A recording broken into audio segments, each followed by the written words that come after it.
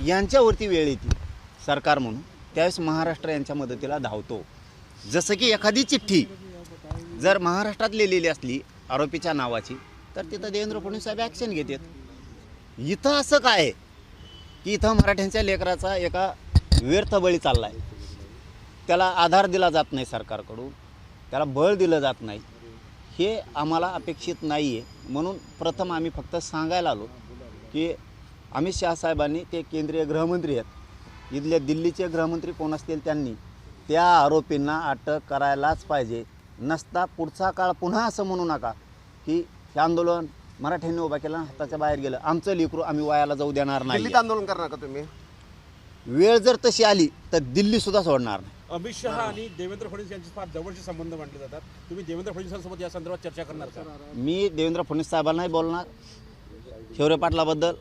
त्यांच्या युतीमध्ये शिंदेसाहेब पण आहेत, एकनाथ शिंदेसाहेब, अजितदादा पण आहेत, विखे पाटील साहेबसुद्धा आहेत.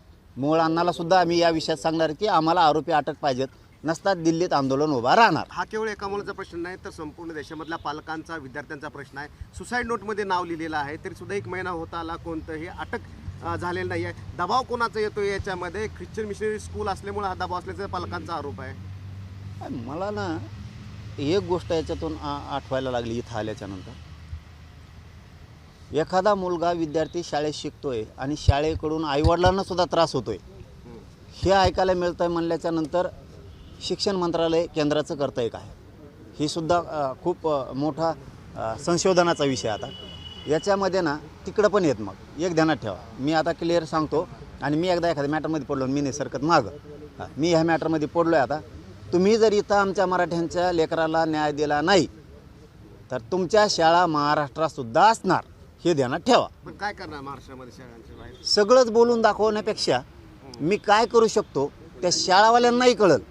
त्याच्यापेक्षा मला वाटतं त्यांचे कोणीतरी चर्चा महत्त्वाचं असतं, आणि त्या चर्चेमध्ये कोण फादर, ते त्यांच्यात असते. त्यांनी या शाळेवरती लक्ष ठेवायला पाहिजे, कारण इथं मोठं त्यांचं एखादं केंद्र असणार आहे. मग ते जे चर्च आहे त्या चर्चचा त्यांच्या या इथल्या शाळेवरती अंकुश नाही आहे का?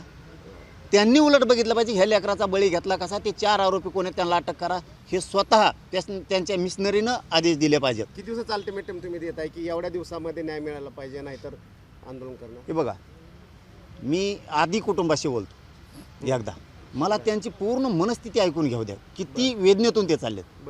तारीख सुद्धा डिक्लेअर करतो. सगळे खासदार तुम्हाला भेटले सकाळपासून, खासदारांचं काय म्हणणं आहे? सगळ्या खासदारांना पण सांगितलंय, बाबा तुम्ही अमित शहा साहेबाची भेट घ्या. भाजपाच्या खासदार, हो, भाजपाच्या सुद्धा सांगितलंय, सांगणार आहे. परत राहिलेले जेवढे आमचे 5-6 मंत्री आहेत महाराष्ट्रातले त्यांना पण सांगणार आहे, ज्यांचे अमित शहा साहेबासोबत संबंध आहेत. केंद्रातले मंत्री? हो ना, केंद्रातलेच मंत्र्याबद्दल बोलणं झालं. मी अण्णाशी बोललो या विषयात, मला आपले आठवले साहेबांशी पण बोललो या विषयात, जाधव साहेबांशी सुद्धा मी आता बोलणार आहे, रक्षाताईशी पण बोलतो, हे सगळ्यांशी बोलतो. मी कोणाला ठेवत नाही. मी कधीही याच्यामध्ये राजकारण आणणार नाही, त्यांनी पण आणू नये. कारण तारीख जर एकदा जर आंदोलनाची मी डिक्लेअर केली ना, पुन्हा म्हणू नका आमची दिल्ली तुंबली. देश विदेशातील प्रत्येक घडामोडींचे लाईव्ह अपडेट मिळवण्यासाठी आता साम टीव्हीच्या सर्व सोशल मीडिया प्लॅटफॉर्मला लाईक, फॉलो आणि सबस्क्राईब करा. तसंच सर्व नोटिफिकेशनसाठी बेल आयकॉन प्रेस करायला विसरू नका.